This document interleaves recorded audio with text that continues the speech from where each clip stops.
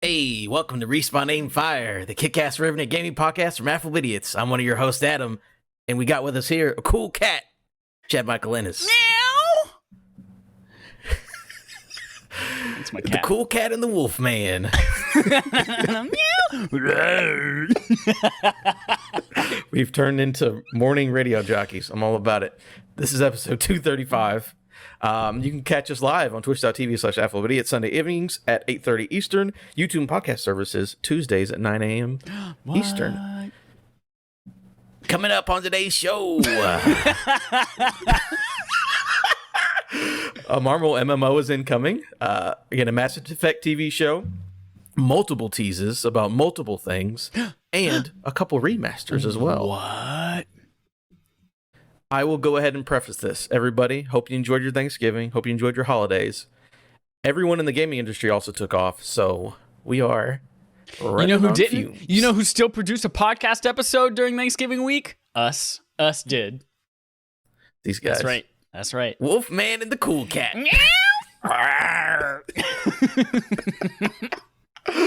All right, our first story today. RE4 Remake gets leaked by an actor Fuck yeah. from the Resident Evil series. Fuck This is yeah. from Jordan Midler. Yeah. Oh, yeah. Oh yeah.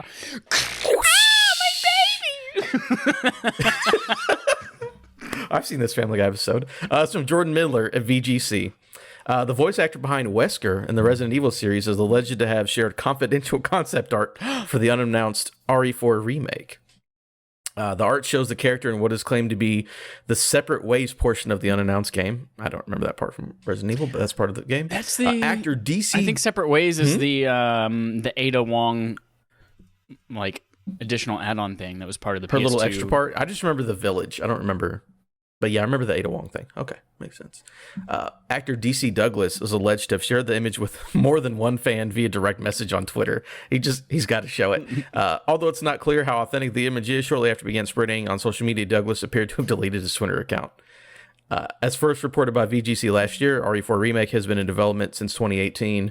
It's passed hands to different studios within Capcom during that time. So DC Douglas just really wanted to show people what Wesker or whatever this thing looks like. He's like, hey, let me slide in your DMs and show you some RE concept art. So that's wild that this is how this comes out. Yeah. Can confirm Separate Ways is the Ada Wong, like after you beat the game, not on the GameCube version, but every other version. After you beat the game, you unlock her like 5 chapters. Oh my goodness. Yeah, I feel like this is kind of commonplace though. Like a lot of actors, well, I guess it happens more so in TV series and things like that too. Like I think about the Spider-Man movie coming up and how Alfred Molina was just like, hey all, I'm Dr. Octopus in the new Spider-Man movie. Like doesn't even have a title yet, but I just want to let you know I'm in it and I'm Dr. Octopus. Yeah, I'm in there. Yeah. Same thing with Garfield keeps like, I'm not in it. Yeah. And Molina's like, yeah, I'm in it. Day one. There have been a couple but it's other weird things. to see it from video games though. Yeah, for video games, there have been a couple of things I can't think of any of the names of things off the top of my head, but I feel like it's happened 2 or 3 times over the last couple of years where someone is like, hey, I'm voicing so-and-so in this upcoming video game. And no one's like, what? We didn't even know that existed. But I guess you're right. It's a lot less commonplace in video games. The last couple that we've had over, I think like the last month or two, it's always been an interview with a musician. It's like, yeah, I'm making a song for that Resident Evil game. It's like, what? Oh, you didn't know? I think that's happened twice. I don't remember what game it was, but yeah, music people were like, yeah, I'm making songs for this thing. I think it's called Resident Evil or something like that. And they're just like all right. There's a house and there's like some evil in it. I don't know. And someone who lives there's bad. I'm just excited this is happening. Well, two things. One, I'm excited that it's happening. Everyone kind of assumed after the success of RE2 Remake and then RE3 that like 4 was next up. So I'm excited for it. We played it for Barf either earlier this year or last year. And while it's a great game, like it is in desperate need of an update because it's hard to play. But the second thing that I'm just surprised a little bit about it. Like I figured it was coming, but also the fact that they just released the VR version of it which was, again, a ground-up remake of the game just for VR with, updated textures. They had to rework the way all of the guns and things like that work in first-person in VR rather than over the shoulder. And so, like, it's interesting. I guess there are two different studios obviously working on it, but it's interesting that they have two brand new, from the ground up, redesigned versions of this game in the process at once. Yeah, doing the research for this, it was I don't remember. I think it's like M3 or there are multiple studios at Capcom, and the studio who did RE3 remake was supposed to be heading this up, but after RE3 remake came out, they're like, actually, we're gonna go to our main studio. So kind of dissed them guys apparently. But I mean, yeah, it had to be after 2. I'm like, 2 was the one. I'm like, if they ever remake 2, everyone wanted that. And like, if they ever do this one, they're just gonna do all of them. And yeah, 2 came out and was a huge success. Even 3, people giving it shit or whatever, it's still sold well. Yeah, I think it's still like, people still think it's a solid game. It's just like, this game's short. But yeah, this will be a big deal whenever it comes out. I'm with you. I need modern tellings of these old games, because there's a lot of classic, like KOTOR is a perfect example, even though I think that remake's going to suck. But KOTOR is awesome. I absolutely love KOTOR, but trying to play KOTOR now is difficult because that game is 20 years old almost. Yeah. And again, the story's great, but the gameplay is not good. And again, that doesn't change how great the game was at the time, but can't live on nostalgia forever. So I'm ready for a remake of this one. I've only played, I think, like a couple hours of it, played at a friend's house on his GameCube. And everyone really likes it, so I want to be able to finish it. Do you think... I assume, like, Resident Evil 5 and 6, if they ever get around to those, like, it'll be a pretty straightforward remake. Like, those are modern enough that I think there'll be not too much to change in those. But do you ever think they're going to go back and remake Resident Evil 1? Because I feel like that's the one... Like, it got Resident Evil Remake, and then it got the Resident Evil Remake Remaster for PS4s. And then I was like... But that one, it needs the gameplay updates. Because that's another one we played for Barf, and that's another one that we decided we're not going to finish this. The inventory management and trying to make your way back and forth across the mansion 30,000 times, and the Crimson Heads and all that kind of shit. Like that's one where it was too hard to play nowadays by modern Resident Evil standards. But I don't know if they're going to go back and, after already having remade that game, whether they're going to remake it again with these new. They could probably do that one, because the RE remake was remade on GameCube, and then they just updated it for whatever that current generation of consoles, right? I believe that's what it was. Yeah. So they haven't actually done any work on that game, and it seems like a long time. Here, if RE4 remake comes out and does well, just like 2 and 3 did well, we'll start getting everything. They'll do 5, they'll do 6, they'll do Code Veronica, they'll do Revelations 1 and 2. As long as people keep playing them, I think they're willing to put the time in. But I think after 4, though, like, that really is 2 and 4 are the one that people care about. Yeah. So at this point, it's do 2 and 4 and then maybe work on 9 instead. I don't know. But they've got a money train going, but I think they're running out of cars on the train. I don't know. It's weird because I wasn't really this type of person until the last like 10 years, but I'll buy anything Resident Evil nowadays. That's a lie. I won't buy like Resident Evil multiplayer games. I won't buy Resident Evil spin-off games, but I'll buy a mainline Resident Evil game nowadays, pretty much without question. Operation Raccoon City Remastered. I won't go see the movies. I won't watch the animes. I won't watch. Remember that movie came out last week? Yeah, I read about that happening. It was like, oh fuck, that launched last week. What? That brand new retelling of the first game in the movie form. I don't know if anyone could hear that on the podcast, but I just farted. You're welcome. Merry Christmas. Speaking of Christmas, it's playtime. Playtime. We're now a jazz podcast. Get it, boop bop. Chad, what you been playing? Oh, Adam, I failed this week. I failed spectacularly. The last couple weeks, I've been bragging about like, I got a whole week off. I'm going to do nothing but play video games and catch up on a bunch of shit. I've got a whole list of things Black Friday I'm going to buy. And I did buy a lot of things, and I played none of that list. Didn't play Guardians, didn't play Ratchet and Clank, I didn't play Returnal, I didn't play Death Stranding, I didn't play anything I had on my list. But I did play a little bit more Last of Us Part 2. I got to the halfway point twist, and I just started a little bit of that second half of the game this afternoon. I've been playing a little bit of like an hour of Pokemon Shining Pearl almost every night before bed.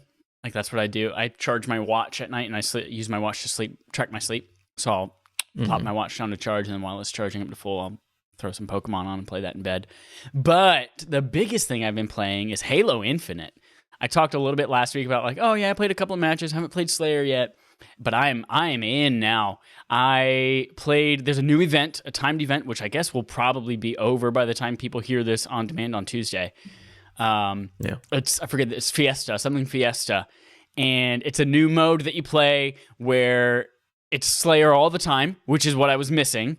And I remember you even texted me like, hey, I finally got to play my first Slayer match, and it was awesome. And I was like, God, I'm so jealous. But now everything's Slayer. And what's great is that the Fiesta match is just like all the weapons. Like you can spawn with literally any random weapons. So you could spawn with a hammer, you could spawn with a freaking rocket launcher, you could spawn with 2 pistols, you could spawn with anything. And it's always Slayer all the time. And it is a blast. And the thing that's hooked me in is I'm good at it. Like, I would say about half the matches, I lead in kills, which is wild for me in a competitive multiplayer game. So I'm having a ton of fun with it. I grinded out so many hours, and the battle passes are weird, but I grinded out a lot of hours in order to get that samurai armor before it goes away. That's kind of my one issue with this game is the way the battle passes work. If anyone hasn't played it yet, it's not the traditional like just gain experience by killing people or playing matches. In order to progress your pass, you have to actually like complete daily or weekly challenges, and they are challenges that you have a set number of them. So like 3 of them. It's like, hey, get kills with this weapon, get kills with the Warthog, play this type of match and this many times, or get headshots 5 times in PvP. And you get like a very, very limited number of like, I can't do this challenge, so I'm going to swap it out for something else. And then you just have to do those challenges. And that's fine, like whatever, because honestly, the Battle Pass, like there's nothing really in it that I super want anyway. I did buy the Battle Pass just because I'm enjoying the game enough and I want to support the developers, but the cosmetics aren't super enticing. They all look very, very similar. And for the first 60 levels or so of the pass, you're just like getting a shoulder piece or an elbow pad or like a little tiny thing that goes on your hip that no one's going to notice. Or like you can finally change the color of your visor after level 45 or whatever the fuck it is. But so like that's a little bit of an issue. But the thing that I really have an issue is there's the regular game battle pass and then there's the event battle pass. And the event is only around for like a week. And so if you want to progress your samurai armor battle pass, you have to do specifically event-based challenges.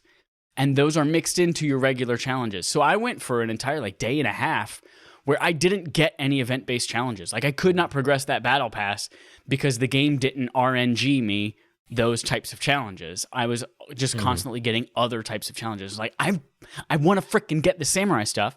And so and there were things too that like I couldn't necessarily get in the Fiesta playlist match. So I had to go play all the other shit in order to unlock unlock those challenges, clear them out, so that they might hopefully get replaced with the Fiesta ones that gets me the samurai armor. So technically, I mean, all of this is beta, the way that it's working right now in these battle passes. And the battle passes, the event-based ones do go away, but the regular ones don't go away ever. So you can just constantly keep earning on them. But they've already admitted they're going to do some tweaking to it. But right now, it's a little bit of a struggle for me. Yeah, and that event one, they bring back multiple times through the season. So if you don't get it all in the first time, they're like, we'll bring it back. Yeah, they're bringing it back. I think it's like 3 different weeks over the next couple of months. Yeah. I'm with you. I hope by the time, I mean, they already know that their progression's a problem because it is very slow and very weird. They already know that, so I hope they get it fixed soon by the time we get full release or whatever. Because like you said, the game's awesome to play. It's just like, yeah, that battle pass is difficult to get through, but like you said, there's really not much in the battle pass anyways at the moment, so it's fine as long as the game's fun. But yeah, hope they fix that ASAP. I'm having a blast with it though. I like it a lot. Very fun. That's it. That's all I played though. What'd you play?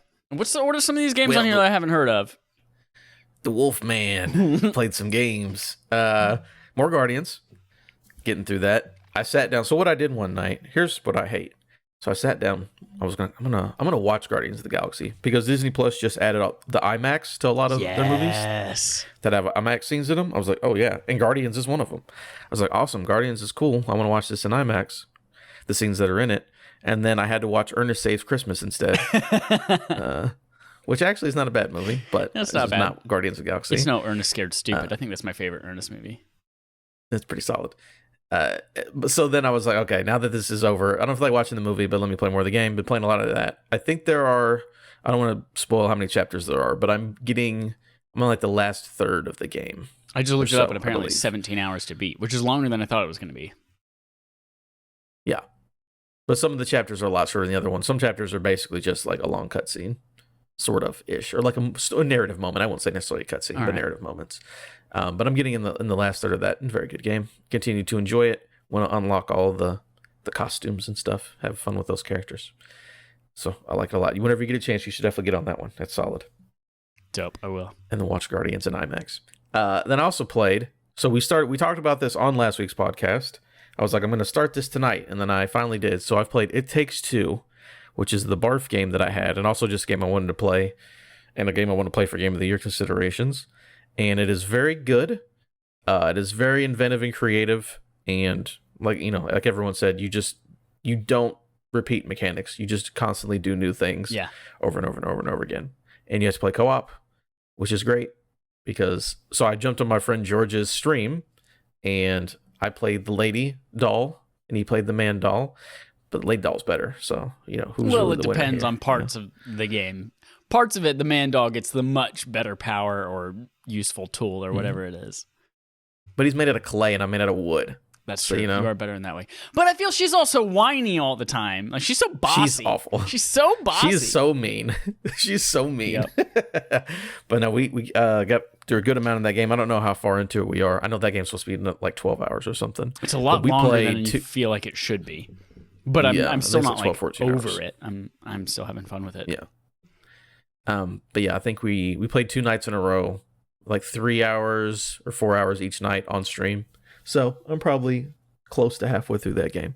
So that game is very good, and I will continue to play it whenever he gets a chance, because you have to play it with somebody. Yeah. So there's none of this playing by yourself. Then I also started up another game that people were like, oh, this is my game of the year as well. And I'm like, you know what? I'll try it out because it's free on Game Pass. And I started playing Forgotten City. And Forgotten City was originally a Skyrim mod, but it's completely its own original story, its own area. It's voice acting, completely new story written and everything. You're in the modern day, and you go into a Roman ruins. And you go into the Roman ruins, and there's a thing there, and you go back in time. There's like a time loop portal. Again, another time loop game. There's so many of them this year. And you go into time loop, and you go back to ancient Rome, and it's the last day that this city is alive. It's an underground city that no one knows about. And it's like, there's only one rule. It's just the golden rule, which is just like, don't do a thing that's a sin, or don't do a thing that is wrong. And if you do, everybody dies. Just like blanket statement. As long as no one does anything, you live in paradise. Anyone does a single thing that is actually wrong, everybody dies and gets turned to gold statues. So I'm only on my first run with that, but I'm trying to unravel the mystery and find stuff out. But people say this is their game of the year, and apparently it's only like a 6-hour game to play. So I'm going to get through that and see what I think. But people are really excited about it, and I think it's really cool so far. But I literally haven't done anything. I talked to the dude who's like, hey, go do this investigation. And I was like, cool, save. And then turned it off. He also had to go do something. Until you just now described it, had assumed, I got this confused with the Forbidden City in Beijing. And I thought it was a game all about, like Chinese dynasties and shit like that, which would be a very different game.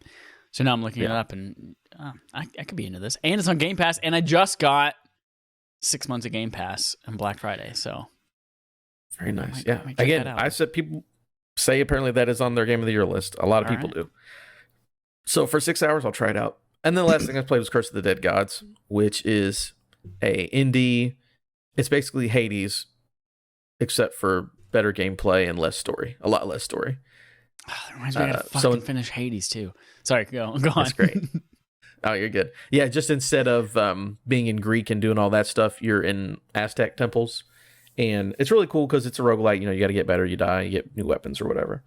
But the way they start you out is there are multiple levels. So it's like, oh, go through this part of the Aztec temple, which is like lightning and whatever it's themed after that. And you have to get up to the boss. And then you kill the boss. And it's like, okay, come back. And then the next time you go through that temple, it's like, now there's 2 bosses. And like you're building, so there's 3 sections of the temple. So you're basically learning to beat this part of the temple and then continuing that track. So it's like, I beat it, I do my dashing and my fighting and whatever. And then it's like next time it's 2 bosses. And then I do 2 bosses in each area. And then next time it's 3 bosses and do 3. So the game, it's tougher, but you're learning to play the game as it goes along. Interesting thing about this game that sets it apart, there's a light mechanic. The monsters are scared of light, so you have to constantly, you have a torch, which doesn't do a lot of damage, but it provides light. And then there are like braziers around. So you got to like set light and keep the monsters at bay. But then also, the curse of the dead gods part is that every time you either walk through a door or you get attacked by an enemy, you get a thing called corruption.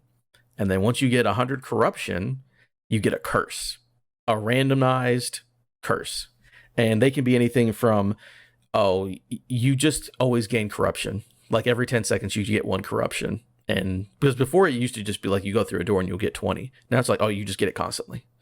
Or another one will be like, if you get hit, you start to hallucinate and the world changes to like sepia tone and you don't see the heads up display anymore. Or another one, which are good, is like, hey, whenever you dodge, you become incorporeal.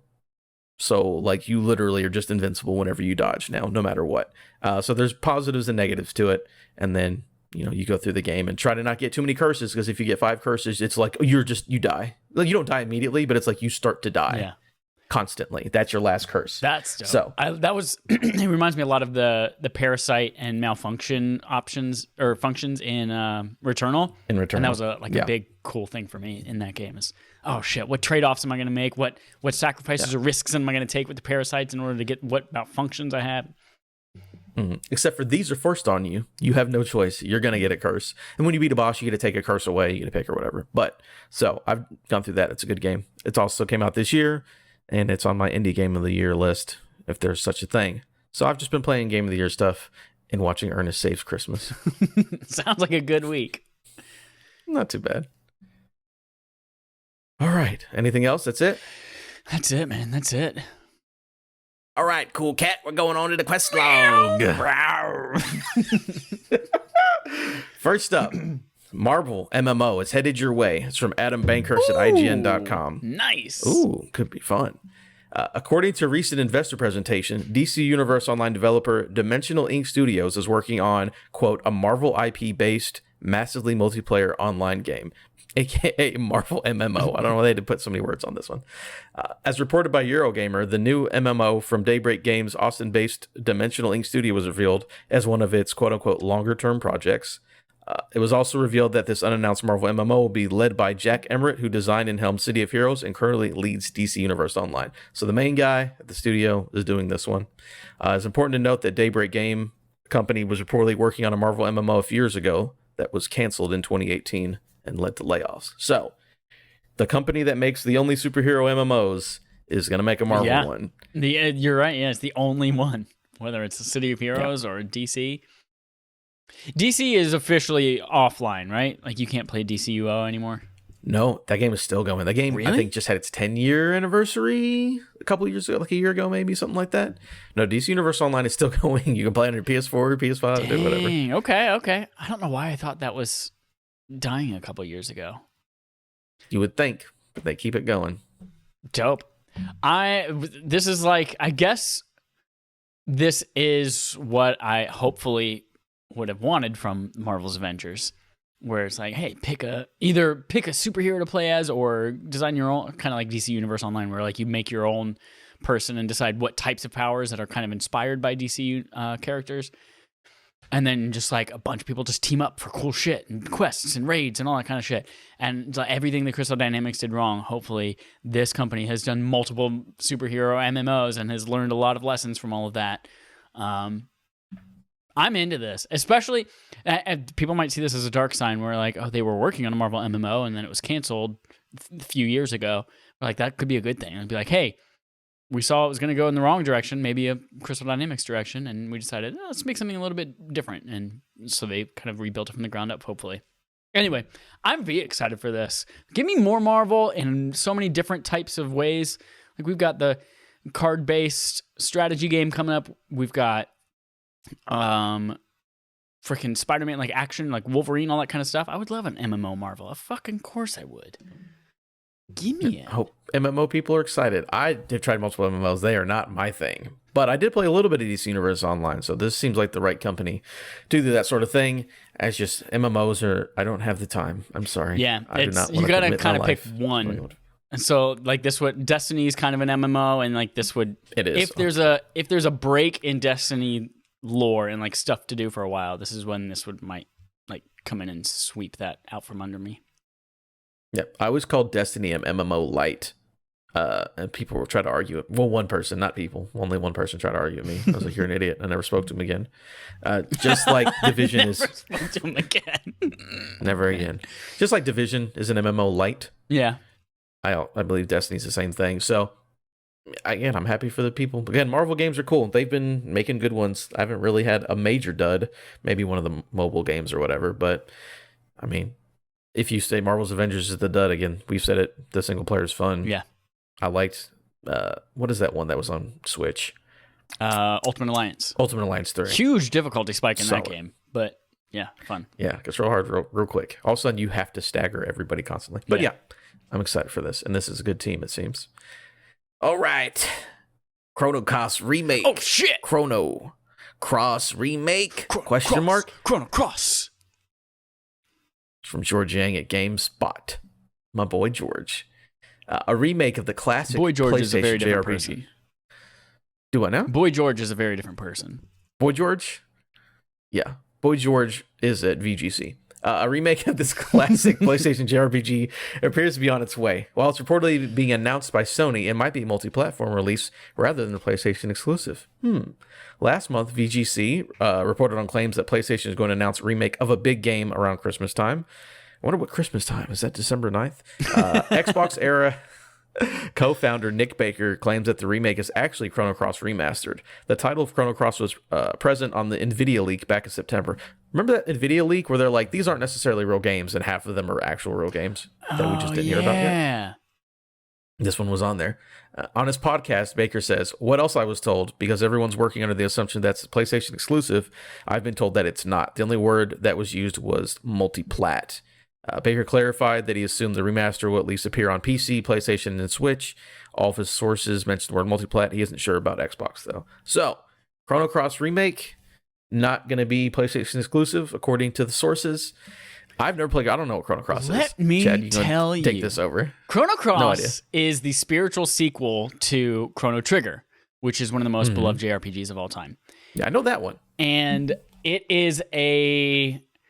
So it was released on PlayStation, the original PlayStation, and it's a game that I tried to play multiple times. Like whenever I was like early teens, or maybe late teens, I don't remember. Time is a flat circle. I would look up like what cool JRPGs or what cool games should I be playing, and Chrono Cross consistently got like perfect scores. Like I would sometimes look up like what are all the perfect games, and Chrono Cross would get it, and a lot of it was celebrated and praised because of its score as well. Not score the number, but score the music.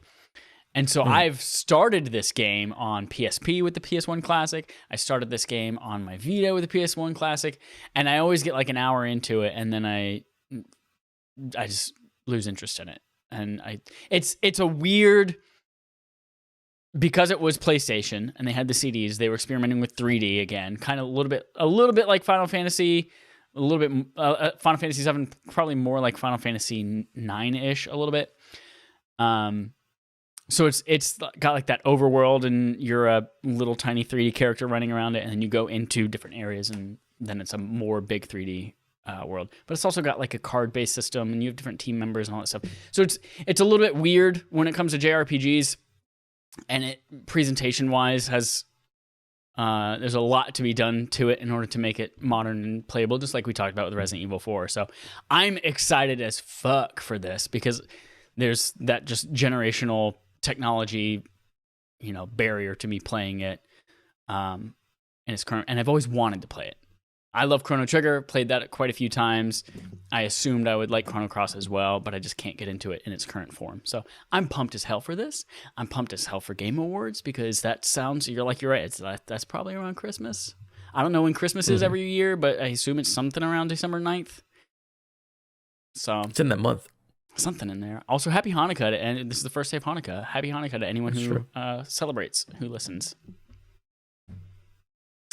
What I've determined in the last 3 minutes of you talking is that the idea of a remake, this is kind of why earlier I gave, or not me, the Wolf Man gave some shit to the KOTOR remake, is, so the idea of this remake, they're remaking a classic PlayStation game.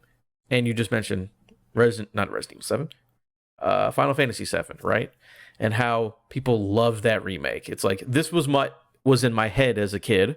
Like, the best remake is what you imagined the game was then, but they're just doing it now. Yeah. But of course, Final Fantasy remake is completely different from the original Final Fantasy. Basically, ground up. It's not like it again. It's what you remember, but it's not what you remember, because go try to play that old game. It is not close. Same thing with RE2 remake, right? So, but we also get in this spot where, like, I guess it wasn't a remake, but like Alan Wake was just like, it's just 4K assets, and it's fine. Or we have other games that are remakes that are like, this is fine. I think we're in the age now where a remake, for me to care, has to be like real good. Like, I want ground up, Big Daddy, top level. I want it to be really, really good, right? So again, for me, I never really cared about Chrono Cross, so I wouldn't know the differences or anything. But again, Resident Evil and Final Fantasy are PlayStation 1 games that were remade and people like now. Whatever this is, I don't know what team's doing it or anything about this at all, but you're going to have to bring the heat, because these games are old, man. Let me be honest with you. You can't just make it a old. widescreen and reduce the jaggies on there. Like, you got to make it good. Yeah. So I'm excited for people who are excited for it. If it looks good, I might be able to try it out, but again, I have no nostalgia for it. So if they just make a good game, I'll check it out. But they've a little bit tiny bit related. Like, there's this middle way, there's this halfway point. So there's the Alan Wake remake, and then there's like the Resident Evil 2 remake, and then like halfway in between is the Dragon Quest 3 remake that's coming, where it's like the entire thing in the Octopath Traveler engine, but it's kind of the same game that originally was there with some quality of life improvements. And like, that's the shit that gets me hard. Like, I cannot freaking wait for that type of stuff. And if this is even that level, like if it's Alan Wake Chrono Cross just in HD, I'll probably just buy it and never play it. And but if it's this like Dragon Quest, that's the barrier for me. Like, that's the threshold at which will be very excited and most likely play it. That's cool. I hope it's good, and we'll get an announcement pretty soon around Christmas time. Game Awards. Game Awards. Speaking of Game Awards, it's the big dog. Woo! More Game Awards hype. You love it. I got to bring some energy, man. We have basically no stories. All of these stories are basically a tweet that have been turned into a news story. There's some more Game Awards hype from Jordan Midler, at VGC. Host and creator of the Game Awards, Jeff Keighley, has claimed that the December 9th show will feature a world premiere that has, quote unquote, been working on with the developer. He's been working on with the developer for 2.5 years. In its tweet published on Sunday, Keighley said that he visited the developer in summer of 2019, and it was the last time that he visited studios around the world. So Keighley, I'm going to repeat what he says in the tweet in a second, but basically he's like, in that summer, we went and saw a bunch of different studios, and we saw cool things, and now I'm excited to bring this to you. I remember you brought this up, because didn't you say it was Schreier who visited a studio, and next door they were making BioShock? Yes, he visited Hangar 13, who was making Mafia 3 at the time, and then next door, a game developer was making BioShock 4. It just came in my mind whenever it's like Keighley was going on tours and seeing people like, didn't Jason Schreier see BioShock? We did. I don't want to get too hyped for Game Awards, but BioShock. I love that Jeff Keighley is like, I've been working with this developer for 2.5 years, and the last time I saw him was 2.5 years ago. We've been real close. So this is directly from his Twitter thread. I just saw the final cut of a Game Awards world premiere we've been working on with the developer for 2.5 years. Truly honored we entrusted to share this work with the world. 2.5 years sounds like a long time, but summer 2019 was my last global tour to visit developers. I've always had so much fun visiting studios. I hope to do it again in 2022. So, like you said, he's been working with someone for 2.5 years. He's honored that they were entrusted, and he's very excited. It's a world premiere video. Wild speculation. What do you think? I have no freaking clue. There's not like even a clue of what developer he's working with, right? No. What I will say is, I hope it's not this Chrono Cross thing, because if that is your 2.5 year, we've been working toward an announcement, and I'm be like, I mean, I'm sure people are excited, but that doesn't do it for me. Again, I hyped myself up a second ago, but like a BioShock would be real cool. That is the game. That is the game that I am most like. I want to die. I don't want to die. I cannot die until I've played that game, whatever that game is, whether it's good, bad. I don't give a fuck. I just love that BioShock universe so much. But yeah, that's a game that for some reason I just feel so strongly that we're gonna see at Game Awards this year. Like it's been like 2.5. Oh fuck my fucking ass! Has it been 2.5 years since Jason Schreier tweeted that? Hold on. You do that math. I'll think of something in the meantime. Oh, actually, I don't know. I don't feel like it's going to be exclusive from a studio, because I feel like we know about a lot of the stuff the studios do, or they showed it at E3, around E3. So it definitely feels like it's third party. Yeah, I don't know. BioShock does make sense. What's another? Rockstar wouldn't show up. I'm like, well, they fucking showed GTA 6. That should be wild, but Rockstar doesn't do that kind of stuff. Okay. April 2018, Jason Schreier tweeted, among other details. Hold on. Loading. Among other details I learned while reporting the story, right next to Hangar 13, a top secret 2K studio is now working on a top secret new BioShock game. 2018. That was 18. 2.5. Oh, that's 3.5 years ago. Nope, it's that's impossible. When he saw it. Yeah, not possible. No, he could have just seen it later on when it was farther along. Maybe, yeah.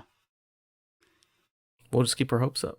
It has to be BioShock. If it's not BioShock, I'm going to drown myself in the fountain. I don't know what fountain, but I'm going to find a fountain. Okay. Just a fountain. Interesting. I hope Game Awards lives up to our hype. I really hope it's really cool. It seems like it's going to be. So that's next freaking week. It's coming real soon. Let me look at my calendar. Next Wednesday or next Thursday? Thursday, the 9th. My Thursday's dad's birthday. Sorry, Dad. Game Awards. Sorry.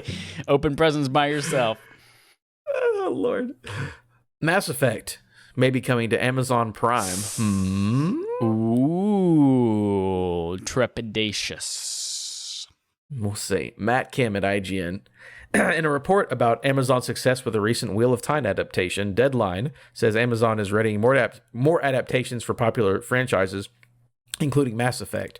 The report notes that the deal is nearing, meaning Amazon and EA haven't fully agreed to the project just yet.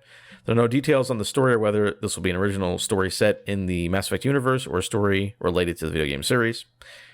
If Amazon makes Mass Effect TV series, it will be the second video game adaptation in work as the studio. Amazon previously announced it's making a Fallout TV show from the creators of Westworld, Jonathan Nolan and Lisa Joy. Todd Howard, Bethesda boss Todd Howard, revealed in a recent AMA that work on the Fallout TV series is ongoing. So you were a little trepidatious at the beginning. Yeah. Explain to me why. Amazon original series have been mostly misses for me. Like, if I think about all the other competitors like Hulu and Netflix and Amazon and Apple TV Plus and all the other fucking goddamn ones out there, I think about the original Amazon Prime series, and they've been mostly misses. Like, even Wheel of Time, like, I watched the first episode of that. I was like, I don't know. It's high-budget stuff, but it's just wholly uninteresting, and the acting's so-so, and the writing is fine. And I guess whenever this Lord of the Rings show that's coming out on Amazon Prime comes out, like, that'll be maybe the thing that's most... I mean, they're obviously very different. One's fantasy and one's sci-fi, but like that I feel like will set the tone for what we can expect from Mass Effect in terms of production quality. And so I'm hesitant about it. However, Henry Cavill famously put on Instagram last year sometime, working on something cool, and he had a blurry thing in the script, and people unblurred it using software and found out that it was a Mass Effect script.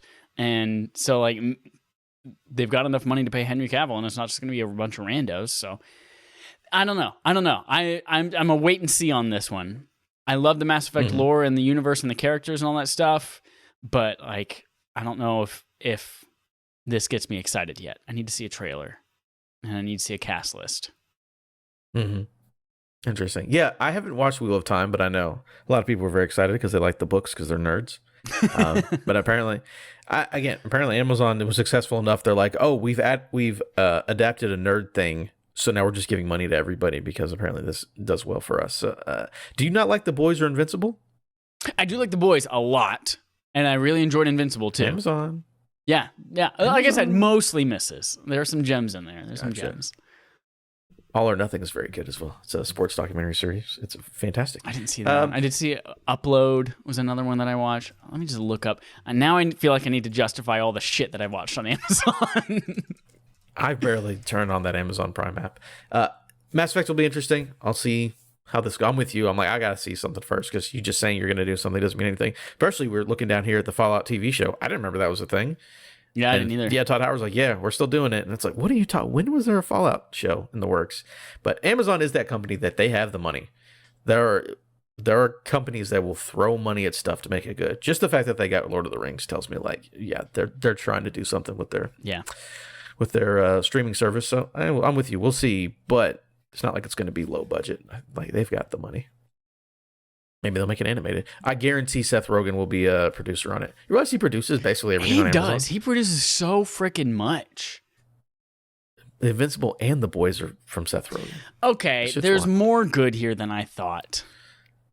Maybe just the bad is just like it. So there's Sneaky Pete, the first season of which was incredible. Bryan Cranston, other people. Really, really, really good. And then there's The Boys. There's Transparent, which I watched about a season of. It got a bunch of awards, good acting stuff. Marvelous Miss Maisel is fantastic. Yeah, but then, there's things like there's The Tick, there's Upload, there's... I like the idea of The Tick. I don't like how they split that into one season into two parts. Yeah. But I like the first part. I never went back to watch the second part. I like the first part, though. Jack Ryan was boring as F. Oh, is that the one with Cranston? Not Cranston. Krasinski. Krasinski? John Krasinski, yeah. Do you imagine Bryan Cranston as a fucking government agent shooting people? That'd be awesome. There's more good there than I remembered, but yeah, I still need to see. Need to see the evidence. Doing space stuff is always... Well, do they do have The Expanse? Maybe they'll be fine. People love The Expanse, but I feel like that's like B-tier TV. I've never watched it. I have no idea. Speaking of B-tier, Returnal may be getting deal. I'm just kidding. That game's not B-tier at all. Returnal may be getting some DLC. It's from George Ying at GameSpot. There might be something, again, this is also a tweet. Jesus Christ. There might be something new coming to Returnal in the near future. Housemarque teased an image of some sort of rock creature saying Atropos. Is that how you say the planet in the game? Is it Tropos? You haven't played it yet. Atropos of nothing? I don't know. Yeah, which is the name of the planet in Returnal. So if you go on Twitter and look at Housemarque, it's basically a blue picture with a rock that just has the name of the planet with question mark. Not the rock. After it. No. Oh, it could be played by The Rock. We don't know. Housemarque senior narrative designer Evie Corin. Sure. I have no idea how to say this name. Retweeted the studio's teaser and said, "We filmed something really amazing today. Hope we get to share more soon. It's possibly going to be new content or DLC from Eternal, as the rock creature doesn't seem to be anywhere in the main game." So yeah, they have a picture that doesn't seem anywhere in the main game's thing. We're gonna share more soon. Another Game Awards thing. I've only seen 5 of the biomes, and I think there are 6 in that game. And this picture has like a blue, it's like a blue tint. Like look to it. And I was like, yeah, that doesn't look familiar to me at all. Again, I've said this a trillion times. This is a game that I feel like I want to beat. I'm so close to beating it, I think. But I feel like if they make DLC, there's like, unfortunately, something that no one's going to play because no one's going to beat the original game. So many people like that game a lot, but nobody beat it. Yeah, very few people beat that game. I don't know. DLC seems kind of weird in a game about escaping a time loop. Yeah. But I don't know. Maybe New Game Plus stuff. I don't know. It'll be interesting. We'll know very soon. We filmed something. I wish we know what time of year it is. Just say this stuff at the It's around Christmas time, I think. Around Christmas, yeah. I would love if all these things we talked about actually aren't Game Awards. They're just like random videos after a Game Awards, like 2 weeks later. You're like, oh, by the way, here's that thing from Housemarque. Like, okay, guys, chill out. More stuff for Returnal. Everyone enjoy. Beat the game now that it has save states. Final story of the day. What's my boy Kojima up to? Ow!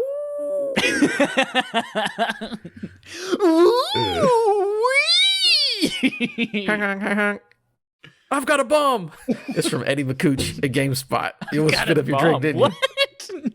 I was also watching Jingle All the Way. Remember when he's like, I got a bomb in here, and it was actually a bomb? Speaking of Jingle All the Way, there's a show called Solar Opposites, which is it's basically Rick and Morty, but the characters are aliens, and it's fantastic. And they just did a Christmas special where the characters have to relive the movie Jingle All the Way, and then they're like, this movie fucking sucks. I don't want to do this anymore. And then they come back to it, and it's been like 80 movie years, and there are trillion Sinbads, and they're like eating people.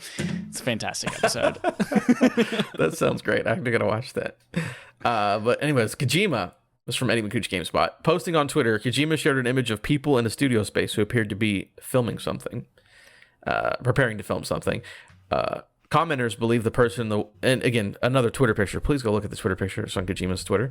Commenters believe the person in the white shirt and black boots in the foreground is Norman Reedus, though this is not confirmed. So basically, it's a picture of people working on a studio in the background, and they're all blurred out. And then there's like a camera or like a lens in the foreground or whatever. And it's like, and here's what Kojima's tweet on the tweet is. Recently, I've been revising the plan and script and experimenting with everything else, Kojima said. That's the tweet. I've been revising the plan and script and experimenting with everything else. And it's a picture of people in a blurry background, and people were like, that dude right there is Norman Reedus. I mean, in looking at the picture, the boots, the skinny cut ankles on the jeans, the hair length. I mean, I feel like Norman Reedus probably in real life would be a little stinky, and looking at this person looks like they might also be stinky. And so I probably think he's right. I think I don't know. It might be Hideo Kojima worked so hard on like cutting his own trailer for the director's cut of Death Stranding that he might just be like, I'm just going to make another fucking Death Stranding short film.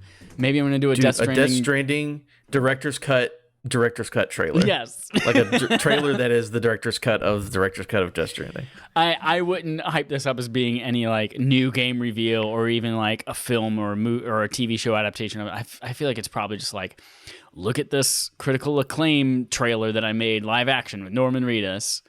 And I found a real baby in a dumpster, and we put it in an orange Jello, and fucking filmed it. And we're gonna show it off at Jeff Keighley's place. Yeah. Another little last part of the story. It would happen, I think, a week or two ago. I didn't put in the doc because there wasn't really much to it. But Kojima Productions recently opened a film and TV studio in Los Angeles. So it could just be him doing film and TV. I'm glad he just finally did that because it's what he's really wanted to do all these years is just make film and TV. So just go ahead and do that instead of pretending to make video games that just have hour-long movies in front of them. So yeah, maybe it's, again, that dude could literally just be a stagehand who happened to kind of look like Norman Reedus. And this is just like Kojima being like, I've made my first commercial for Doritos. I don't know. It could be anything. I hope to God this all turns out to be a Doritos Kojima commercial. It could be whatever it is. But whatever it is, I just hope it's flavor blasted. Even if it's even if it's a director's cut trailer, I hope it's just blasted with flavor. A dangerously cheesy director's cut. And that's all the stories we have for the day. I'm sorry. Again, half of these stories were tweets. People are taking vacation, but thanks for hanging out with us either way and listening to the podcast. We made it fun. Yeah, we made lots of noises and sounds and kooky characters. Wolfman. Arr, arr, arr, arr, arr. And the cool cat.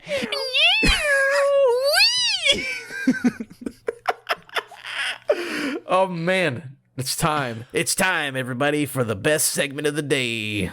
What is it, cool cat? Back with the Jazz Podcast. Segment from Adam. Yeah. Oh man. So we'll continue our series of segments. Good Lord. Best games of the month. November is now ended. I don't believe there's any more game releases. Well, I hope not. So we've only have 3. Technically, there were a couple more on this list, but I wanted to save what number 4 was because you're gonna laugh. You're having a laugh. Ooh. I'm British. So the best games, a lolly. review games. They call it a lolly in Britain. You're having a bit of a lolly. I'm having quite a jolly lolly today. Oh, Jason Statham, my favourite game of the month. That's right. Jason Statham. I've got a gun on my magic outfit. Cop, splash, gun. Awful. Anyways, the number one best reviewed game of the month was Forza 5, sitting at a 92 on Metacritic. All right. Yes. I hope you actually get to play it now that you have Game Pass. Yeah, I'm waiting to redeem my. I have 2 3-month chunks. I'm waiting to redeem it until the very first time that I can actually have time to play something on Game Pass. Sit down and play. So. Cool. Forza 5, 92. I will go ahead and say, yes, I think it's very good. I don't think it'll be an hour game of the year. I don't think like it's a thing that you'll be like, oh, this is my favorite game. But I think you will really enjoy the game. But as far as game of year discussions, unless you do a best sports and racing category, which then obviously wins. Yeah. But I don't think it's a game that's going to, but I think you will have a ton of fun. Absolutely. Number 2 at an 87 is Unpacking, which is a game. It is on Game Pass and it's on every system as well. It's just like a 16-bit game about like you're living a life of a young woman, like as she moves throughout her life, and you like put things in their place in her apartment. And it seems very simple, but I've seen a couple people be like, yo, this is my favorite game of the year. People were like, legit, were like, oh, this game is fantastic. I absolutely love this. This is one of my favorite things. That's interesting. So it has a blue GameCube next to a crock pot in the game in their kitchen. Very cool. So apparently it's a cool narrative game where you just have fun unpacking stuff and relax. And apparently the story's good. And if that game's like 2 or 3 hours, I'll play it. Maybe they'll swing my mind. 3.5 hours in length.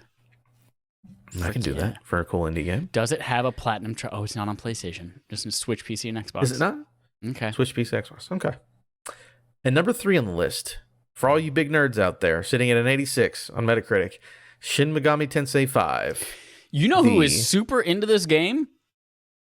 Never would have thought. Holden DePardo. He went through like a good 2 or 3 day phase of just nonstop texting us about how good Shin Megami Tensei 5 was. Hit me up when it's Persona 6. Sure. I don't know what all of that. You don't play Persona. Have you not played any of these? No, I've not played any Shin Megami or Persona games. I own Persona 4 Golden on my Vita, but I've never started it. Gotcha. Yeah, I mean, people really like it. I know that I was listening to somebody talk about it, how because like everyone knows Persona is a spinoff of Shin Megami Tensei, but they were talking about the lore where it's like in Shin Megami Tensei 2, like the world ended, so like the timeline split off after the world ends in 2, and then there's like multiple game series. I don't know, but apparently reviewed well and people like it, and I'm glad that they do. I don't want to play a 100-hour RPG, but I'm sure there are a lot of people who love that kind of thing.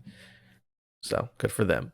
I didn't put it in the list, but number 4 is Pro Football Manager 2022. I believe it's an 84 on Metacritic. So, oh my god! All right. If you want to manage your soccer club, then there you go. You can play that game. Apparently, it's the 4th best reviewed game of November. All right. I feel like, December 8th will come around and Halo will get its full campaign review, but. So yeah, I guess it'll be a December thing rather than the beta of the Infinite. Yeah, that's a December release. Yeah. So that's it for this month. I think Unpacking is worth checking out. Yeah, especially if it's 3.5 hours. But that's like, hey, I'm bored on one night. Let me knock something out before I go to bed. Hey, there's a lot of good indie games. Did you know? Apparently, what? There's a lot of indie games that reviewed very well. Yeah, it's crazy. No way. I have a feel like Forza 5 like walks away easy with this month. I don't have it. I haven't played it. I haven't looked at screenshots of it yet. But everyone tells me it's freaking amazing and it's beautiful and gorgeous and all the fun things. So, I think just based on people talking, Forza 5. Yeah, also extremely popular. So that makes sense for me. But also, this top seems like a pretty solid month. We've had some months where like the top game was like an 89 and then the next ones were all like 81s. It's like, well, this is fine, I suppose. But this actually seems like a shallow but very solid month. Yeah. I had to admit, when I looked on here, son of a bitch. When I looked on here and I only saw 3 games, I was like, uh-oh. November's not looking good. Because usually November's a big month with like Call of Duty and all that, Battlefield. And that's actually surprising. Battlefield's not on there. They both rated lower than an 80. No way. Snow White, way. All right. I know you've been loving Vanguard, but apparently people do not like this year's Call of Duty overall. Well, I guess compared to other years, I don't know what that really means, but Interesting. So, I don't know. And Battlefield apparently was a mess. Oh, man. What a shame. Hate to see it. I Yeah, I hope, want I it to hope be like good. obviously it's an online service. It's evolving, so hopefully it improves. But I'll play it when it comes to EA Play in 6 months. EA Play, get in the game. Absolutely. But that's it there, Cool Cat. What do you got for me? I regret to inform you this might be our shortest podcast ever, as I have forgotten to create a game on game show for today. Ooh. So we will instead fill the time with 3.5 uninterrupted minutes of cat noises and wolfman noises and jazz scat. I'm kidding. We're not going to do that to you. I'm sorry. Yeah, that's it for our episode. It's a short one. Cool. But we'll have much more to talk about as we lead up to Game Awards next week, as we get to talk about the results of the Game Awards after next week, and more things Game Awards and Christmas related upcoming in the month of December. Speaking of the month of December, you have a job to do. Go to patreon.com/respawnaimfire. Shortly, we will have a BARF poll out for January. BARF is our backlog accomplishment with Respawn and Friends. We put up a poll of 4 games that we would like to play that we haven't played, that's maybe a classic that we should have played, or that maybe we just want to revisit after a very, very long time. And you get to vote on that if you are a patron. And then we review it at the end of the month. So go there, patreon.com/respawnaimfire. You also get to play with us on game nights when we have those. You get dope wallpapers for your devices. I promised Joel Campos, that's Campos63, go follow him on Twitter and Twitch. I promised him that I would make a wallpaper for Halo Infinite. So within the next week and a half-ish, you should see a Halo-themed RAF wallpaper for all your devices on that Patreon as well.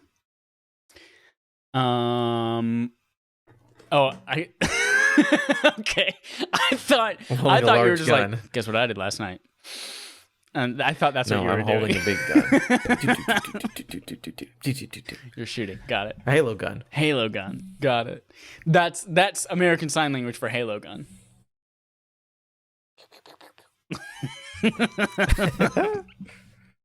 Again, your video is cropped on the video version, so people can only just see you doing this, basically. Just my face. You can't see where my hand is outstretched doing a gun motion. Gotcha. It's just me covering my face like an just idiot. Sniffing your 2 fingers. Yeah. And you know what else you should do, everyone? Go, in lieu of a Game on Game show, we're going to give you back 6.5 minutes, what you normally would have had Game on Game show. And now you're going to use those 6.5 minutes to do something great during the holidays, and go on Twitter and find your favorite game dev, your favorite video game mocap artist, your favorite musician who scored something in a video game you like, and you're just going to tweet at them and tell them you appreciate their work. It's not going to take more than 6.5 minutes. And that's how long our game shows usually take, I assume.